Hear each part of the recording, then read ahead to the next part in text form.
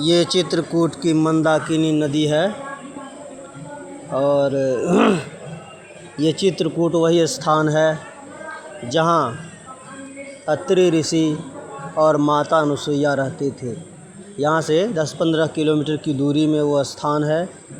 फिर वाल्मीकि ऋषि भी इसी चित्रकूट के क्षेत्र में रहते थे। वह स्थान यहाँ से 30 किलोमीटर के दूर में है।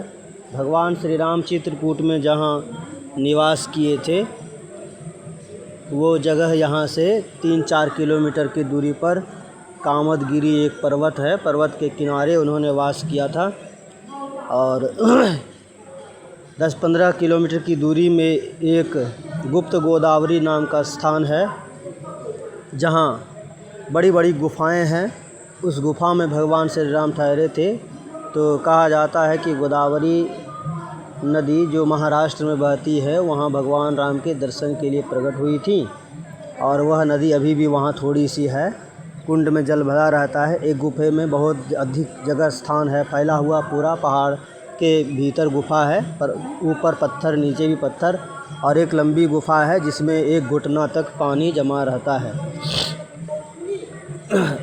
फिर जब भरत जी आए थे चित्रकूट में भगवान राम को मनाने के लिए तो जहाँ भरत और राम जी का मिलन हुआ था वो स्थान भी कामदगिरी पर्वत के किनारे ही है।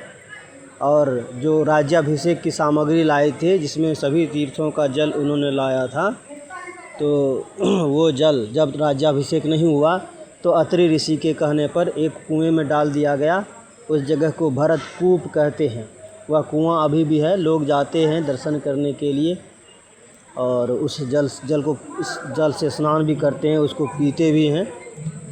और एक स्थान वह भी है जिसको स्फटिक शिला कहते हैं, जिस शिला पर माता सीता और भगवान श्री राम दोनों बैठे थे और जयंत ने कौवा का रूप धर करके सीता माता के पैर में चोंच मारी थी। वह स्थान स्फटिक शिला यहाँ से 2-3 किलोमीटर की दूरी पर है। वह स्थान जहाँ गोस्वामी तुलसीदास जी चंदन घिसते थे। चित्रकूट के घाट पर भई संतन की भीड़, तुलसीदास चंदन घिसे तिलक देत रघुवीर, यह श्री रामचरितमानस में वर्णित है गोस्वामी तुलसीदास जी के जीवनी में। वह स्थान भी है यहाँ से 2-3 किलोमीटर की दूरी पर, उसको राम घाट कहते हैं। फिर एक जगह है हनुमान धारा, कहते हैं एक समय वहाँ जल की धारा बहती थी।